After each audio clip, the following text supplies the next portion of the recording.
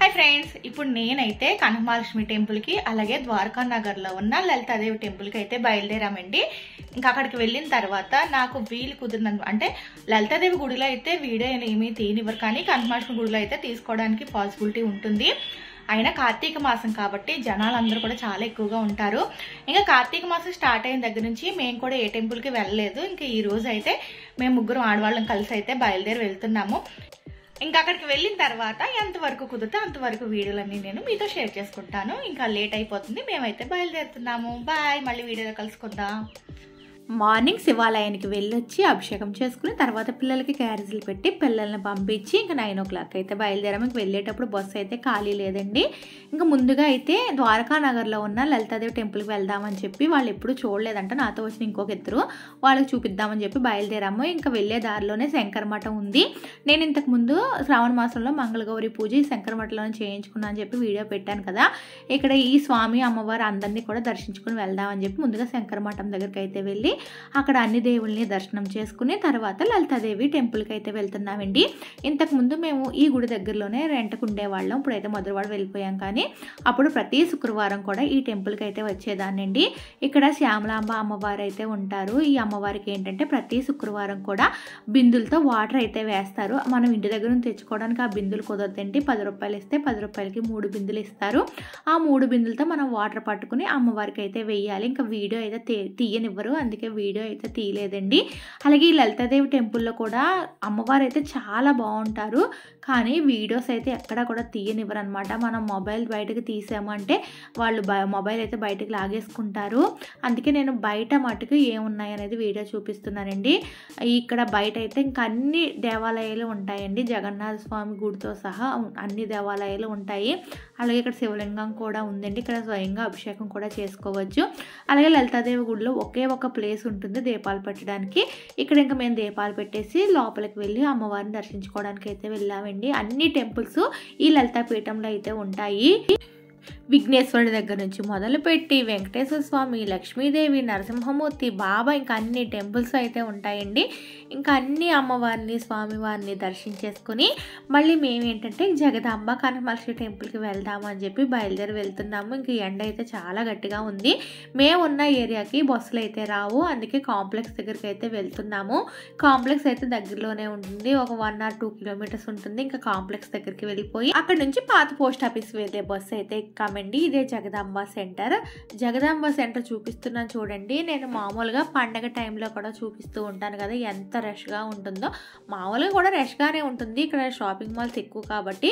కానీ ఈరోజు చాలా ఫ్రీగా ఉన్నాయండి షాపింగ్ మాల్స్ అయితే. పండగలో అయితే ఇసుకేస్తే కిందకి రాదనమాట, అంత ఎక్కువగా ఉంటుంది. స్వాతి షాపింగ్ మాల్ చూడండి ఎంత ఖాళీగా ఉందో. అలాగే CMR passes, KLM, RS brothers ఇంకా అన్ని షాపింగ్ మాల్లు వరుసగా ఉంటాయి కదా. అలాగే సౌత్ ఇండియా, లక్కీ అన్నీ కూడా చాలా చాలా ఖాళీగా ఉన్నాయండి. లక్కీ ఎదురుగానే బస్సు ఆగుతుందనమాట, అందుకే లక్కీ షాపింగ్ మాల్ అయితే చూపించాను. ఇంకా చూస్తే ఆశ్చర్యం అనిపించింది. పండగలో అయితేనేమో జనాలు ఒకళ్ళ మీద ఒకళ్ళు పడిపోతారు, ఇప్పుడైతే ఇంత ఖాళీగా ఉన్నదా అన్నట్టు అనిపించింది. ఇంక జగదాంబ సెంటర్ దాటి ముందుకు వస్తే పాత పోస్ట్ ఆఫీస్ అంటే కనకమహాలక్ష్మి టెంపుల్ అనమాట. అక్కడ బస్సు అయితే ఎదురుగానే ఆపుతారు. ఇంకా అక్కడ బస్సు దిగిపోయి కనకమహాలక్ష్మి టెంపుల్ దగ్గరికి అయితే నడుచుకుంటూ వెళ్తాం. కొంచెం లోపలికి ఉంటుంది. ఇంకా వెళ్ళేదారులు ఇవన్నీ కూడా మనకి దుకాణాలు అయితే కనిపిస్తాయండి, మనం ఏమైనా షాపింగ్ చేసుకోవడానికి. చాలాసార్లు కనకమహాలక్ష్మి టెంపుల్ అయితే చూపించాను, కానీ ఇప్పుడు కార్తీక మాసం కదా రద్దీ ఎలా ఉందా అనేది చూపిద్దామని చెప్పి వీడియో అయితే స్టార్ట్ చేశాను. ఇంకా మేము వెళ్ళేసరికి 11:30 అయితే అయ్యిందండి. ఇంటి దగ్గర 9:15కి బయలుదేరాము.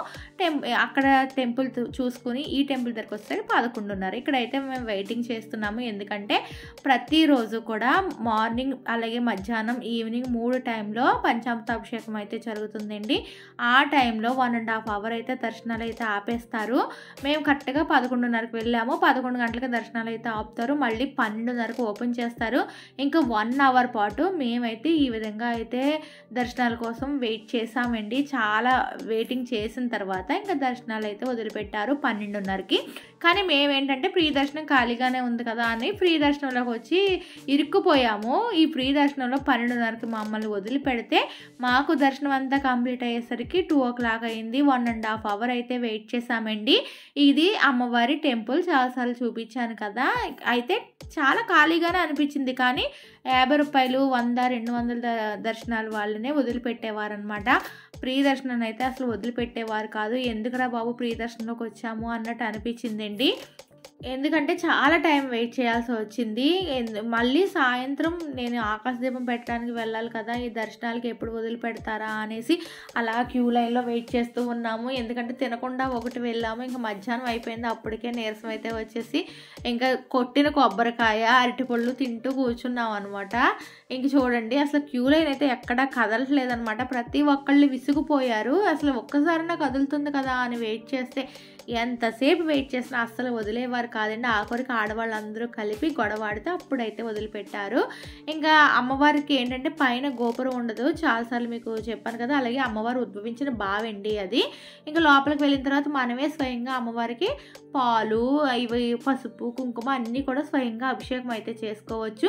ఇంకా పైన అయితే చూడండి ఆకులతో కప్పారు, ఎటువంటి గోపురం అయితే లేదు. ఇంకా అభిషేకం చేసుకుని బయటకు వచ్చి అక్కడ దీపం అయితే పెట్టేసాము. కనకమహాలక్ష్మి ఎదురుగా దీపం పెట్టుకోవడానికి ఉంది. అలాగే ఇక్కడ వచ్చేసి మాకు క్యూ లైన్లో నుంచి దర్శనం చేసుకుని బయటకు వచ్చిన తర్వాత అన్నప్రసాదానికి టోకెన్స్ అయితే 2 ఇచ్చారు. మేము 3 ఉన్నాము, 2 ఇచ్చారు అనుకుంటే ఇంకా తెలిసిన వాళ్ళు అయితే కనిపించారు.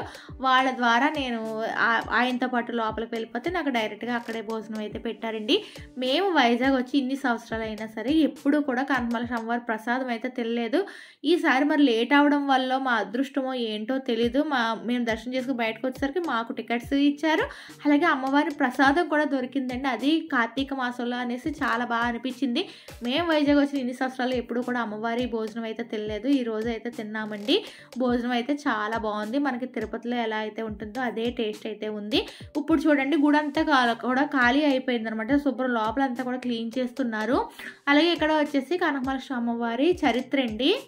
ఇక్కడ కనకమహాలక్ష్మి అమ్మవారు చరిత్ర ఏంటంటే విగ్రహం ఎలా వచ్చింది, ఏం చేశారు, ఎలా రోడ్డు వేసే పనిలో అమ్మవారి విగ్రహం ఎలా జరిపారు, ఆ తర్వాత ప్రేగు వ్యాధి అంతా వచ్చి కూడా అందరూ కూడా చాలా ఇబ్బంది పడడం, మళ్ళీ కనకమహాలక్ష్మి అమ్మవారికి టెంపుల్ కట్టడం, ఇవన్నీ కూడా ఇక్కడ వివరంగా అయితే రాసి ఉంచారండి. ఇంకా మాకు దర్శనం అయ్యి భోజనం అయ్యి బయటకు వచ్చేసరికి టైం వచ్చేసి 3:15 అయిపోయింది. ఇంకా మళ్ళీ హడావుడిగా వెళ్ళిపోదాము అంటే మా ఆడవాళ్ళం ఏంటంటే ఒక పని మీద వస్తే 10 పనులు చక్కబెట్టుకుని వెళ్తాము. ఇంకా ఇక్కడ షాపులు ఉన్నాయి కదా, ఏదైనా అవసరమైంది ఉంటుందేమో చూద్దాము అన్నట్టుగా వెళ్ళి ఆ షాప్లో అన్నీ కూడా చూస్తున్నాము. పసుపు కుంకాలు వేసుకునే గుర్తులు అన్నీ కూడా చాలా ఉన్నాయి.